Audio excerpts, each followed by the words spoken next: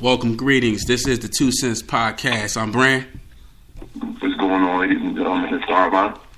And we back again, another episode for you. We're going to just start y'all off with a little bit of mathematics. So today's mathematics is just appreciation. Whether you're in a dire situation or whether you're in a highly favorable situation, regardless, nonetheless, you are in a situation. And it's a privilege just to be alive and having blood going in and out your veins. So if you haven't gone through a tough, rough time, or even stuff is going well for you, just appreciate the moment. You know what I mean? And that's a little bit of mathematics for today. Before we get started with the show, man, I want to talk a little bit of All-Star Weekend, man. Did y'all peep that?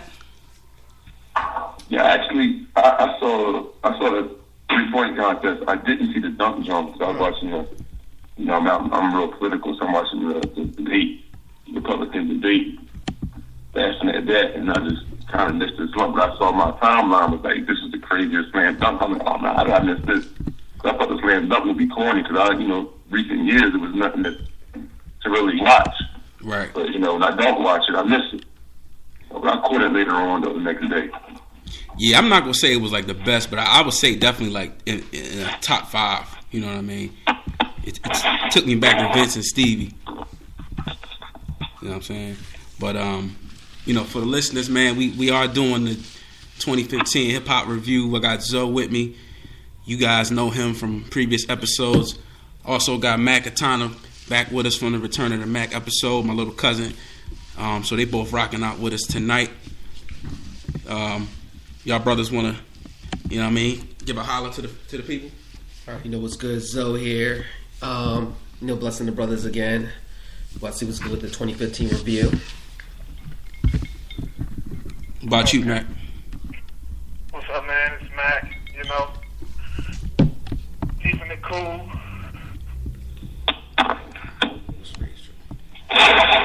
Word. Did y'all catch the All-Star Weekend, Mac? I caught the dunk. I caught a little bit of the dunk contest. That was about it. Yeah, that Jones fired. That was good with Date. Got you. Well, man, without further ado, man, we're gonna jump into the topic of discussion. Armand, myself, and Zoe, we consider young G's, young OGs right now, and we like to reflect our knowledge and our opinions on hip hop, and we do these reviews. But we would be remiss if we talking about 2015 to not get the young G's perspective, which is Mac. You know what I'm saying? And real quick, Mac, I just want you to tell the people real quick about what's been going on with you, man, as far as the music thing. Well, I've been in the lab a lot, mixing and mastering, trying to work on the producer aspect myself, and my own sound, not having to depend on anyone else. Just trying to build an independent, settlement so I can move on from there. I think that's the best way to do music these days. Yeah, you sound a little low, man. You there? Mac, you there? Yeah, how about now? Yeah, a lot better. Yeah, man. I was saying, I've been working on mixing and mastering, doing things more independently, and working on sounds and producing, and I just think it's a better way for artists to do the work themselves instead of always, paying for this, paying for that, depending on networks and stuff like that. Where, I keep up with your stuff, man, and it's been live. You know what I mean? Everything is getting better and better, man. So I can definitely see the progression over on my end. You know what I mean?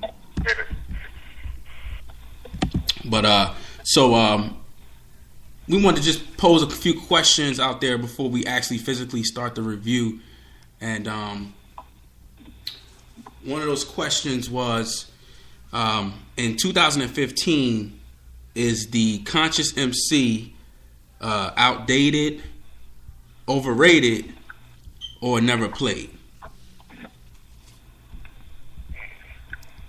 I don't think it's outdated. I just think that the listeners ain't trying to hear all that.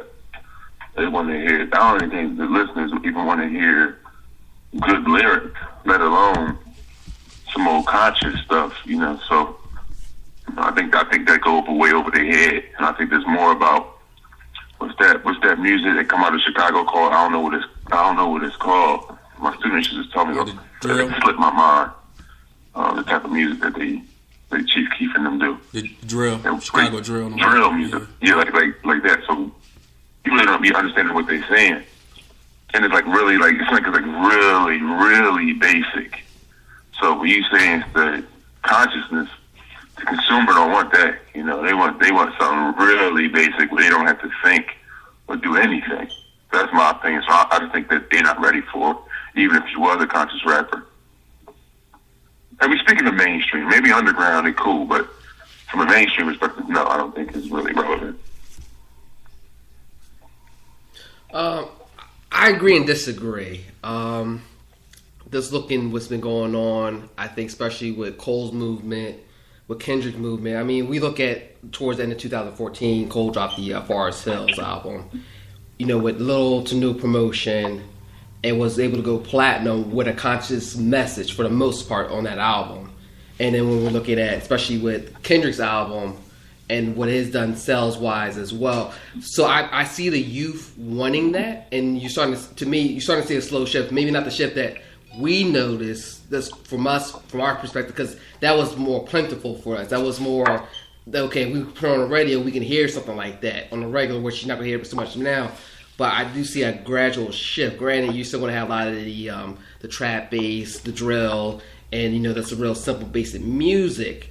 But I do see a consciousness that's starting to resurface. To me, that started kind of bubbling up to me probably within 2012. I started seeing more of a shift where, okay, we need to step up our lyrical game now. When Kendrick started coming to the scene, even with Drake. And I'm not the biggest Drake fan, but you can tell he cares about his lyrics for the most part. So I see a shift coming. But like you said, Armand, still people were like, I just want to hear that quick beat, get turned up, whatever you want to do. But I do see a shift moving right now. That's not on the level that we're accustomed to as we were growing up with the music. True. What about you, Mac? Well, I think, like you said, like Cole's movement, you do have artists that, you know, get the young mind's attention. But I think the conscious MC does get overlooked because it's like you have people like Kendrick and Cole that give out information, you know, on, you know, problems in the community and, you know, life struggles and everything.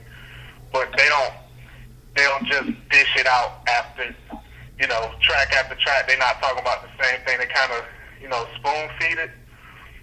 And I guess, you know, back then, more artists were just straight up with it. And so, like, when you have artists now that are straight up with it, it's just like, oh, well, he's boring, or, you know, like, I think conscious MCs are overlooked. Yo, I'm agree with you, disagree with you a little bit. I don't think the consumer necessarily wants the easy party jams. I just think that that's just what's getting forced down their face. And people are just taking, you know, whatever they can get. Because, you know, we got Mac on with us right now, and I never forget, like, 2 years ago when I was down Virginia Beach, and I'm just asking him, just like, I didn't have any motive to my question. I was just asking him how he felt about the music at that time. And he was like, quite frankly, like, you know, it sucks. You know what I mean? And I'm like, coming from his mouth, that's pretty much the soul in the whole. Like, because my perspective is already a little jaded, you know, just because I'm a little older. But coming from him, I'm like, wow, that speaks volumes because he wants more information. He wants more informative things. So I don't think the consumer necessarily wants the fast party beats, but that's just what's getting marketed, and that's just what's easier. If you're a party artist, you know the chance of you getting a record deal are probably a lot quicker, a lot easier than somebody that's talking about. Perfect example, Future. You know, exactly right, Future. That kind of goes to our next question. So, the concept of music streaming has been a big theme in 2015. So, what do you guys feel like music streaming is taking us? Is it taking us in a better place? Is it downgrading our music? Does it mean much? I think it's all of the above. I mean, we were babies when Napster came out. So as far as getting into new music, I mean, we had to wait before to save up money to buy that next album record. We didn't have enough money, but now we have Napster. Now we're downloading MP3s, and now that's escalated to the torrent files. Right. Now the streaming with Spotify. Now with Jay-Z's Tidal. It's good in the sense that artists that we weren't accustomed to or couldn't get access to is easier accessibility. You know, I didn't really know what 3 6 Mafia. I knew what Bone Thugs, but I didn't know 3 6 Mafia to say years later. Now I can just hop online, do a search, and man, I can hear this artist in France. I can hear this artist in Colombia, Japan, and so forth. So I mean, it's good because now we're more exposing. We can see how hip hop as a culture is influenced worldwide. You know, this outside of the country, let alone outside of this inner city area. It's bad in a sense because now artists are not getting much money. I mean, Spotify, I think they're getting fractions of a penny for each time somebody plays their song. Mm-hmm. So if we're looking at revenue, big companies are getting money, but the artists are not getting the money. And it's not like back in the day where artists, you know, they can depend on touring because now you got the 360 deals where the record companies are getting now big portions of the artist tours. Right. So it's good and it's bad. I mean, I think we need to have it a way where artists get more percentage of the cut for streaming, you know, because it's very lopsided right now. But I mean, you got to take the good with the bad at this point. I don't think it does oversaturate when you see how many artists who shouldn't be artists. Because now anybody can be famous now because, like, okay, I can make this be on the computer real quick, upload this on YouTube. I mean, look, Slim Jesus. It's a huge problem. So, I mean, it's good and bad. It's a huge problem. You want to weigh on that at all? You still with us, brother? All right, I don't know. Matt, you still with us? My bad. My cheek hit the mute button. It's all right. It's all right. Old school, man. Like, you know, something like that. I'm talking. They don't even hear me. So I think that's good for artists. I think artists don't really have to, you know, get the record deal. You know, they get a nice little buzz. You get people to come check you out online. And I think the online thing is beautiful for artists because you could just send that out easily to the world, you know, and somebody will pick it up.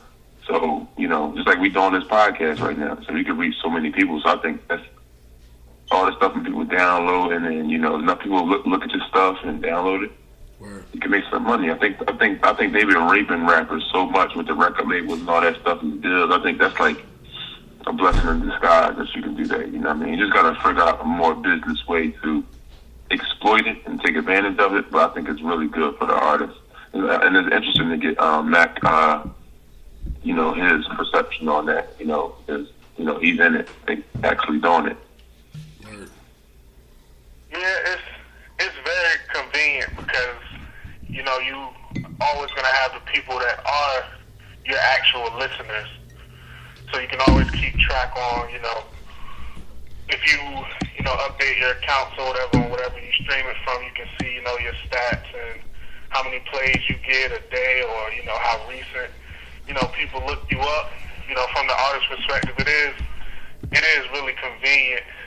And it's good, you know, if you want to build your fan base, because even though you don't have, you know, deals or what have you, you can still get feedback and see who supports it, or, you know, because a lot of streaming sites have, you know, places where you can comment and, you know, dish out things about the artist or whatever.